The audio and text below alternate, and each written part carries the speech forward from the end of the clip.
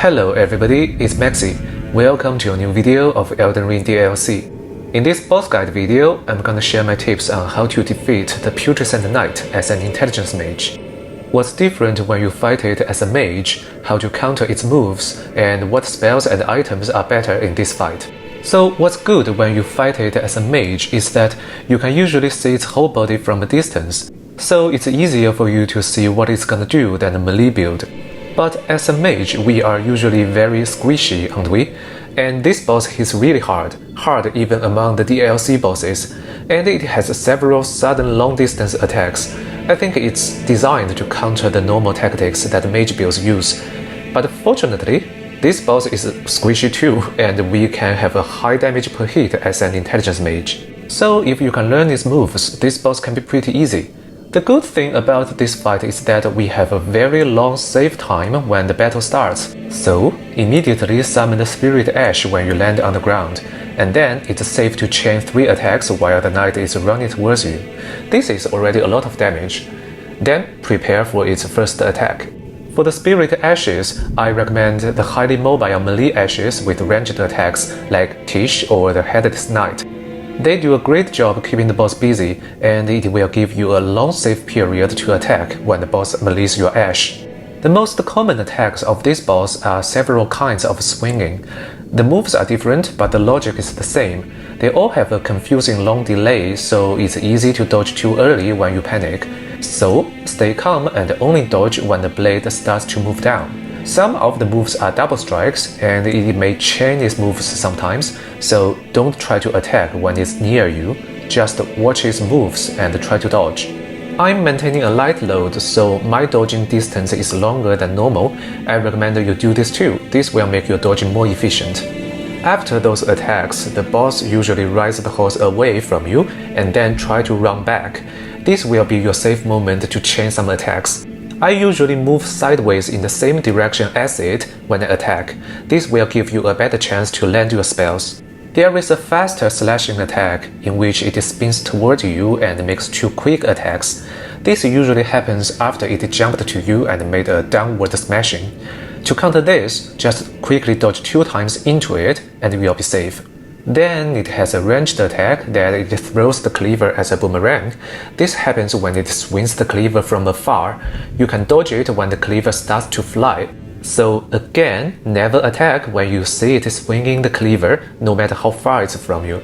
Then there is the more dangerous attack that the knight and the mimic horse each charge at you 2 times. To counter this, you need to first dodge sideways for the horse when the charge starts, and then immediately dodge into the knight.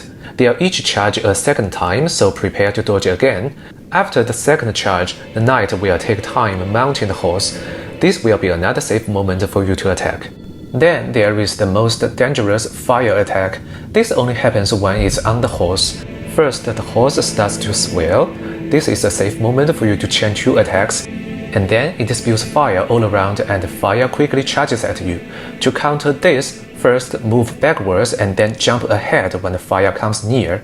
There are 2 to 3 rolls of fire. It only stops when the horse starts to shrink. At this moment, you need to start running sideways because it usually chains a straight fire attack after. You need to be already running when dodging the fire sideways, otherwise the fire will burn you. The most difficult attack is when it spews the fire to the far end and then the fire charges inward. It's almost impossible to dodge when you are locking on the boss, but it's also too dangerous to unlock and turn around because it's hard to lock again after the fire. At least it is for me because I play the game with a mouse and a keyboard, and I'm not really good at ARPG to be honest. That's why I play a mage in the first place. So I give up on dodging this one. I'm willing to use a red flask for this. And usually you only meet this attack once at most in a fight, so it's not that big a deal unless your HP is too low. Okay, the spell I recommend for this fight is Night Comet. It casts fast, it flies fast, it has a high damage per hit, and it can be enhanced by more sources than the Glintstone Comet. It's perfect for this boss. The slower spells are very hard to hit this boss because it's too mobile. And this spell is invisible to enemies, so the ones who dodge spells don't dodge this one. For the equipment, I use the fully upgraded Carrion Regal Scepter to cast the spell. This staff has the overall highest scaling for all sorceries when you only use intelligence. And then I equip the Staff of Loss on the other hand. This staff increases the damage of invisibility sorceries by 30% as long as you equip it. You don't even need to upgrade it. For the talismans, the two staples are Graven Mass Talisman and Radagon Icon. Graven Mass Talisman gives an 8% increase to all your sorceries damage. Radagon Icon makes you cast spells faster as if having 30 more dexterity.